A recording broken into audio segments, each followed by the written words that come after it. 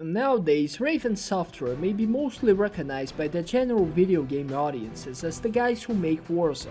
But before being forced into slave work in the Call of Duty mines under the supervision of overseer Kotick, they were a very competent studio that produced some great games, some of which I might cover in the channel later. A lot of their games are remembered as classics, such as Heretic, considered by some to be one of the best first-person shooters of all time, the Star Wars Jedi Knights games, the X-Men Legends series, and Star Trek Voyager Elite Force. One of their game series that is remembered as a classic by those who played it caused a serious stir for how violent and gory it was at the time of its release. I'm talking about Soldier of Fortune.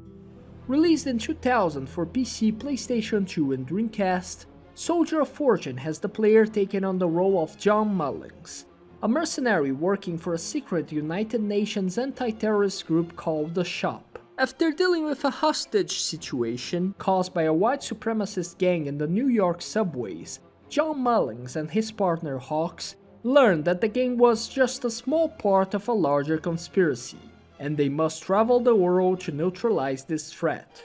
The game's name comes from the Soldier of Fortune magazine, which Raven Software paid a license to use the name and to have the magazine appear in-game. The protagonist, John Mullings, is based on a real-life Green Beret, John Floyd Mullings, who provided information as a military consultant for the game. Soldier of Fortune is a fast-paced first-person shooter that takes place in different locations of the world in each mission. I once read someone describe it as Quake but with terrorists, and it is honestly a perfect way to summarize the feeling of this game. And if the intended pace couldn't be made any clearer by the developers, the game starts with the player having a SPAS-12 equipped. If that doesn't make you want to run and gun, I don't know what else could make you want to. Raven Software definitely knew what they were doing by giving the player a shotgun right away, as it also is probably the best weapon to showcase the game's biggest feature that sets it apart from other shooters at the time of its release: wound and dismemberment features of the GUI engine. The GUI engine is a modified version of Quake 2's engine ID Tech 2, and it played an essential role in making Soldier of Fortune a pioneer of realistic gore in shooters. As this level of violence was never seen before in shooters, Soldier of Fortune drew attention of people concerned with violence in video games, causing it to be restricted as an adult-only game in the UK and placed on the index list of the Federal Department for Media Harmful to Young Persons in Germany. Much like the old Mortal Kombat games that were shockingly violent when they were released but now just look cartoony by current standards, the novelty of Soldier of Fortune's violence has wore off over time, as nowadays, gore effects are something that you see even in Call of Duty games. The gameplay of Soldier of Fortune is simple and fun. As you progress the levels, they do get significantly harder, with tougher enemies that can take more punishment for reasons, and larger and more dangerous groups of enemies, but overall, as long as you know how to deal with the different enemy types, you won't run into serious problems. The guns in the game are alright. I really didn't get too excited for anything besides the SPAS-12 and the Desert Eagle, because those are by far the most fun to use, but I can definitely see the appeal of each one of them. I'm not particularly a fan of the futuristic fantasy guns being side to side with mostly real ones, but in this case, I guess that the ridiculousness of the enemies found throughout the game made it so in the case of Soldier of Fortune, it didn't weird me out as much as it would in other games.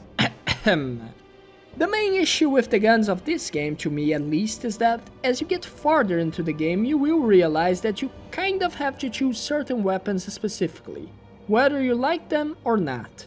Because you will otherwise run out of ammo, and the only way to resupply is by picking up ammo from enemies that carry the same weapon. So after the first level you will be mostly sticking to the mini SAF submachine gun, a wild and obscure gun choice, to be honest, chambered in the wrong caliber too, and later the mini-me machine gun, as they are the most common weapons in the hands of enemies, even if this doesn't make any sense at all. The enemy AI isn't particularly smart for the most part. which can be used to the player's advantage. But you still need to be careful in some levels, especially when facing larger groups or special enemy units such as the armored guys armed with rocket launchers. The game has a life and armor bar for the player. Armor can eat most of the damage that Mullings would take, but weapons with armor-piercing ammo can damage health directly. And some forms of damage, such as fall damage, also directly damage health. Mullins can heal himself back up by picking up health packs and refill his armor by picking up armor. Soldier of Fortune is an action flick and game format. It's not the type of game that you play for the story. You want to see the action, the violence. So, in the same way that you don't watch Die Hard 2 and question why the grenades take 300 years to detonate, and how the fire defies the laws of physics to incinerate a flying plane, you don't question a lot of the things that happen here. After defusing the hostage situation in New York, where the game intro makes sure to show Saber brutally executing civilians because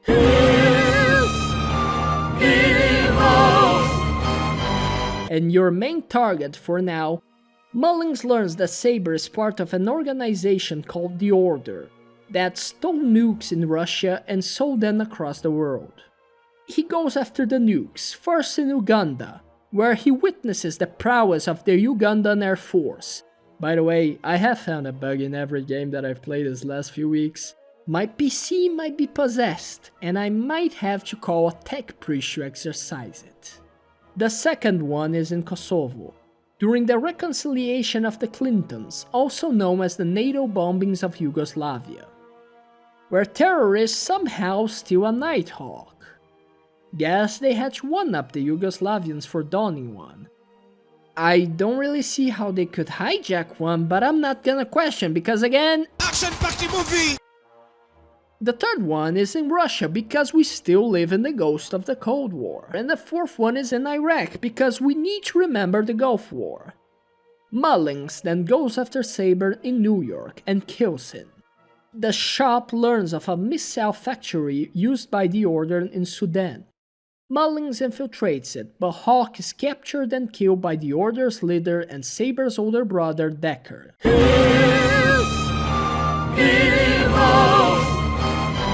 And bulletproof apparently. Mullings follows Decker to Japan, where Decker successfully takes a neutral bomb and escapes in a Cobra. Then calls an attack helicopter to hold off Mullings, which is a hind. Look, I'll not think about it. Mullings goes back to Iraq where he gathers info on the Order and then straight to their headquarters in Hanover, Germany, where he finally triumphs over Decker, in a boss fight that even has epic music, but ends with this awkwardly silent cutscene.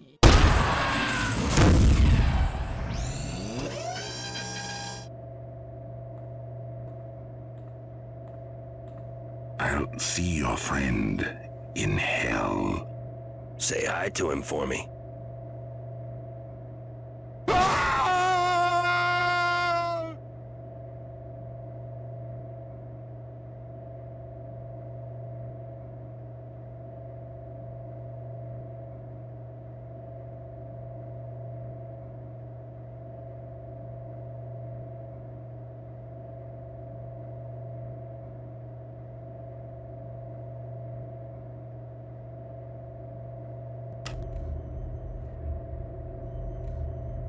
John, congratulations, and welcome home. Thank you, Sam. What are you going to do with the money? Depends. Is a vacation in order? Sorry, John. Something's come up. Where do I go? South America, but not alone. John, meet your new partner, Taylor.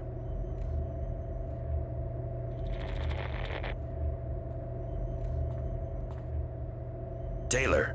Mullins.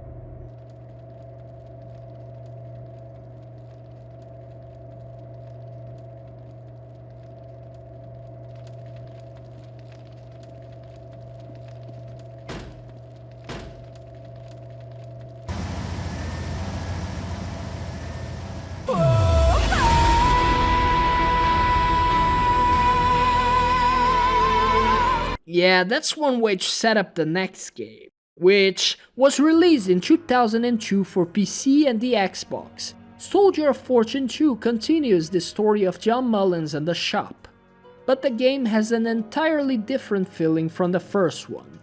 Developed on the ID Tech 3 engine, the second game distances itself from Quake as much as possible, going for a tactical shooter style, inspired by game series such as Rainbow Six and Operation Flashpoint.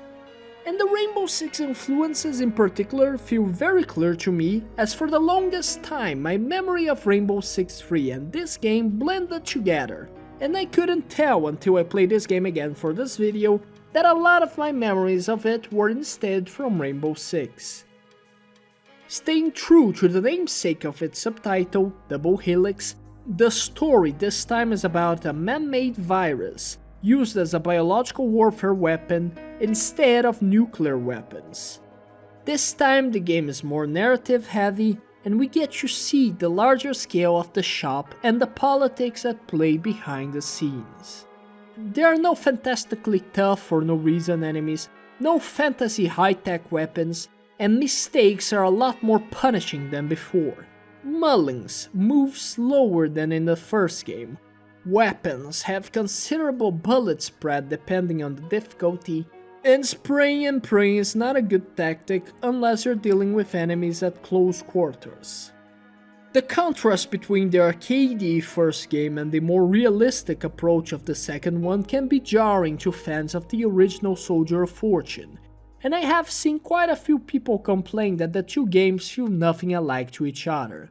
I played the second one first, so to me it never felt that weird, but I can see why the second game might not sit well with fans of the first one. They are both good games, but for different reasons, and I think that's fine. However, I would say that for a first time playthrough or a playthrough after a long time, the first game is probably a better experience, as the second Soldier of Fortune is the type of game that you probably need to play through a few times should not just get completely obliterated by the enemies. While this game's health system is the same as the first one, in Soldier of Fortune 2 you can die very quickly depending on the weapons that your enemy has. Grenades are fatal, machine guns mow you down in the blink of an eye, and snipers can and will put you in the dirt if you don't take cover. As such, picking is much more important in this game than it was in the first one. While the first Soldier of Fortune did have peeking, you could play most of it without ever caring about using the mechanic. The enemy AI is a bit better in this game overall, but still they can be really stupid at times, and things like this can happen. Yeah, again, I think my PC is possessed. Help!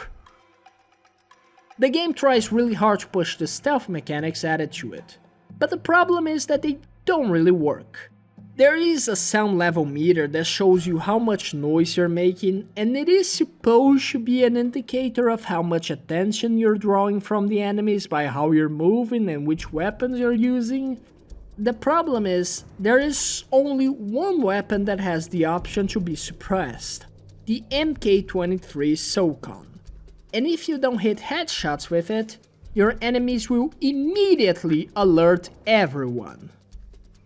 The other silent weapon is the knife. By throwing somewhere above the upper torso, enemies will die in one hit. But knife throwing is not reliable, as the knife in this game starts dropping down 1 centimeter away from where it's thrown.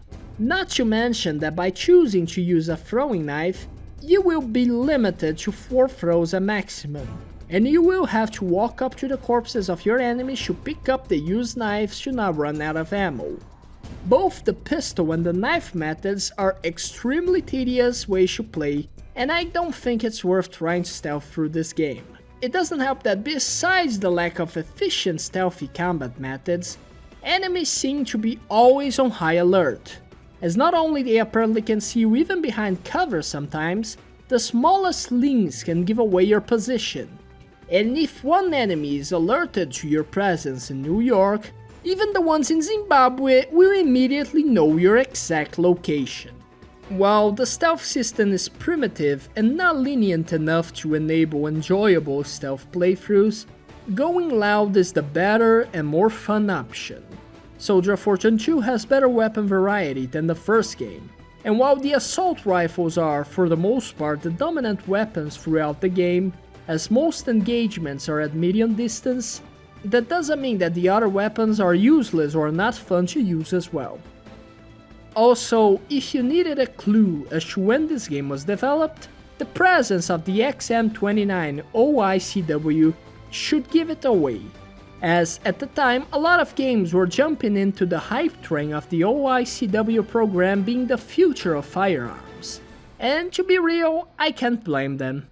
That weapon might have had a lot of practical problems in real life, being clunky, heavy, and overly complicated.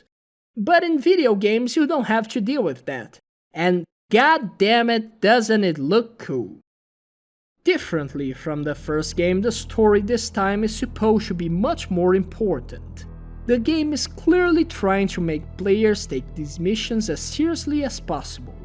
Not that the first game isn't trying to deliver a serious story, it's just that for some reason, maybe due to the cartoonishness of it all, and the disjointed nature of jumping from country to country in the blink of an eye, it feels hard to take the story seriously. In Soldier of Fortune 2, there are a lot more cutscenes, and the game is constantly emphasizing in different manners the urgency of dealing with this threat of a biological weapon. There's even a segment in Colombia that is entirely dedicated to show the player the gravity of it. The melancholic and dramatic tones of the story are reflected by the main theme of the game, which, I'm not going to lie, it becomes a little too much when you have to listen to this constantly whenever you enter the main menu or pause the game. Years after rescuing Czech scientist Dr. Ivanovich, who worked on a program to create a man-made virus called Romulus, but defected after realizing how dangerous the creation could be, Mullings receives a report that someone has employed the virus in Colombia. Mullings is sent there to investigate who is behind the attack. Evidence leads towards Manuel Vergara, a drug lord and arms dealer. Mullings finds Vergara in his mansion, but Vergara refuses to turn himself in and shoots himself instead. Or in my case, he just stares at Mullings for a long time. Again, please call Attack Priest. Mullings learns in Vergara's mansion that there is a ship full of containers of Romulus headed towards the US, and that Vergara somehow knew about the shop, indicating that there is a possible mole inside the organization. Mullings infiltrates the ship with the help of his new partner, Madeline Taylor, and manages to sabotage it before he reaches the coastline. At the shop, Sam and Taylor learn from an anonymous informant called Deviant-1 that there is a twin virus Romulus called Remus, being developed in Hong Kong. Mullings goes to Hong Kong and learns the Remus is not a regular virus, but a computer one. As he tries to download it, it turns out to be a trap and Mullings gets captured. Deviant-1 is a member of Prometheus, the terrorist organization behind the production and usage of Romulus. Sure that Mullings would be executed, she tells him that there is indeed a mole inside the shop, before Mullings escapes from his cell and eventually kills her. Mullings heads back to the shop in New York, just in time to witness it being bombed. He saves Sam, who goes to the hospital in critical condition, and is watched over by Taylor. When Mullings goes to visit him, Prometheus attacks the hospital and kills Taylor, showing that being Mullings' sidekick is a position worse than being Batman's Robin. She barely even showed up and she's already dead. Mullings is sent to Russia to capture the scientist that is suspected to be behind the production of Romulus, Ivanovich's apprentice, Dr. Sestrogor. But it turns out that Sestrogor was unwillingly being forced to produce the virus, and he tells Mullings that the leader of Prometheus, Alexei Nashrade, intends to unleash the virus during the World Trade Summit in Switzerland. Mullings goes to Switzerland, neutralizes the terrorist threat, and kills Nashrade. But right as he's done with the mission, the shop comes under attack.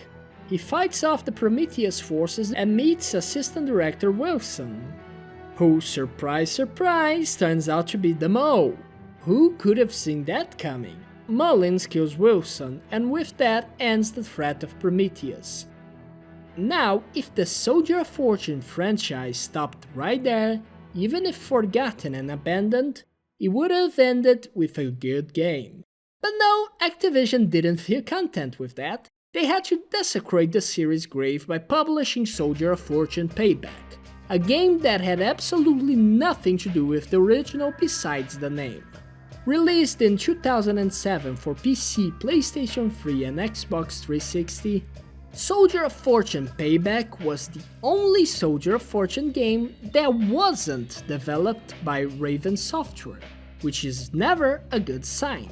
It was developed by Cauldron HQ, who fittingly was a studio that developed mostly mediocre and forgettable games. I knew this wasn't good when I looked into the list of the games that they made, and the only one that I remembered and could tell that was decent was Chaser. Just looking at some of these titles, you can tell that this was a studio focused on video game slop. It's like they looked up to LJN and their mission was continuing their idol's work. I'll be honest here, I couldn't even bother to play this one to record footage for this video. This game is a nightmare to set up due to poor PC optimizations and the fact that its compatibility only gets worse as years go by. Underneath this bothersome process to set it up, you will find nothing but a mediocre game that is definitely not worth your time. The most relevant things about this game are the two bans that it received, one in Australia and another one in Germany, due to its extreme violence. And honestly, if anything, the Australian and German governments did their people a huge favor by saving their times from checking this game. After Soldier of Fortune Payback, Activision never gave the series another chance, and looking back at the events that led to the abandonment of the series, it looks like Activision's end goal was to let it go all along. Besides handing over the series to developers that would clearly not deliver, Raven Software would never be allowed to go back to the series anyway. Much like the fate of Neversoft, which I talked about in this video, Raven was not supposed to be a free studio while inside Activision. After the release of Singularity, which I might cover in the future, Uncle Bobby was most displeased with Raven's game commercial performance and sentenced Raven to a fate worse than death, being cast down to the limbo of the Call of Duty mines as a support studio. The series being abandoned for over 15 years at this point obviously plays a big role in why Soldier of Fortune was forgotten. But the worst part is that this is probably the least of the problems for the series. For the most part, when talking about these games that were never revisited, you can at least find them on Steam and buy them super cheap during a summer sale or other sale, and feel extremely disappointed at the publisher's decision to never continue the series. However, Soldier of Fortune can't even spare that luxury. Since all games have a few different compatibility problems with modern computers, and the franchise's name relies on a license that Activision is most likely not willing to renew, Activision went a step further and never even published the two first games on Steam. Soldier of Fortune Payback could be bought on Steam for a certain time, but eventually was pulled out of the store too. Eventually, the games made their way into GOG, but none of the compatibility problems are fixed. But hey, there's this thing called the Soldier of Fortune Community Edition. You never heard a thing. All Soldier of Fortune games are pretty much abandonware at this point, which is probably the main reason why the series is forgotten. It's hard for new players to learn about old series such as this if they can barely even find them on stores. Nearly inaccessible, Soldier of Fortune is a series that only those who previously knew about it and a few curious players who did some digging look for. Besides the obvious licensing reason, Activision probably didn't feel like investing in another shooter series after Call of Duty found its massive success. I didn't cover it in this video because I really couldn't find servers that were active, but an important part of the Soldier of Fortune series was the multiplayer. After Call of Duty became one of the most popular multiplayer shooters of all time, Activision probably saw Soldier of Fortune as a redundant series in their game list. One point that can be brought up related to this is that Soldier of Fortune might not have had anything that made it stand out from other shooters besides the extreme violence, and over time that appeal eventually wore off. While I personally wouldn't agree with that completely, I understand that maybe from the eyes of an outsider who doesn't get too deep into the game, Soldier of Fortune could seem like a very generic game besides the gore. Soldier of Fortune is a shooter series that pioneered graphical and realistic gore in first-person shooters. While beloved by its fans, its appeal wore off over time for a general audience as more shooters implemented realistic wound and dismemberment effects into their engines, and the genre became more and more saturated, with hundreds of other first-person shooters being released over the years. Activision over the years shifted their focus towards prioritizing the support of Call of Duty, their champion franchise, over supporting different franchises. Soldier of Fortune was one of the franchises caught in the middle of their many cuts, with Activision abandoning it completely, not even bothering to renew the franchise name license and pulling it out of most digital game stores. If that wasn't enough, the last installment of the franchise was an extremely lackluster game, leaving fans with a bitter taste in their mouths, and further pushing Soldier of Fortune down towards the realm of forgotten games. If you like this type of content, please like and subscribe, and thanks for watching, and I'll see you in the next one.